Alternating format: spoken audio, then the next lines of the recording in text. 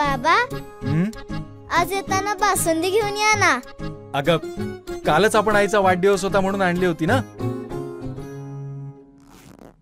ऐकलं, गोकुळची बासुंदी पुन्हा खावीशी वाटतेय. खरं सांगू, मलाही खावीशी वाटतेय. पुन्हा पुन्हा खावीशी वाटणारी गोकुळ बासुंदी. कोल्हापूर महानगरपालिकेसह संपूर्ण काही ठिकाणच्या महापालिका नगरपालिका यांच्यामध्ये जो मतदार याद्यातला जो घोळ झालेला आहे हा काही संपताना दिसत नाही.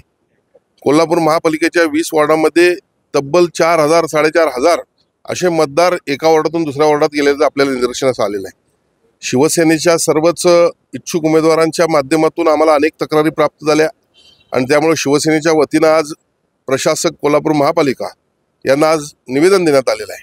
आणि खऱ्या अर्थानं निवडणुकीची प्रक्रिया सुरू असताना यामध्ये प्रत्येकानं अलर्ट राहणं फार गरजेचं होतं. तरी देखील तसं न केल्यामुळं BLOच्या माध्यमातून योग्यरित्या काम करून न घेतल्यामुळं या प्रकाराला आपल्याला सामोरं जावं लागतंय. मग याला जबाबदार कोण?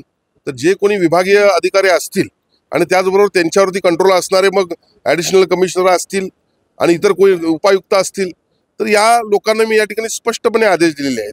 झालं तेवढं झालं. आता इथनं पुढच्या काळामध्ये हे तातडीनं सुधारून घ्यावं. 3 तारखेपर्यंत मला वाटतंय हे हरकतीचे दिवस आहे. 3 तारखेला हरकतीचा अंतिम दिवस आहे. हरकती मिळाल्यानंतर संबंधित व्यक्तीला जाऊन मतदाराला जाऊन भेटून त्याचं पहिल्या वॉर्डामध्ये ज्या ठिकाणी नाव होतं त्या ठिकाणी आणण्याची जबाबदारी ही या सर्व लोकांची आहे. आणि जर तसं झालं नाही तर निश्चितपणे या ठिकाणी अशा निष्क्रिय अधिकाऱ्यांच्यावर चार्ज ठेवला जाईल अशा पद्धतीची भूमिका आज या ठिकाणी मांडण्यात आली.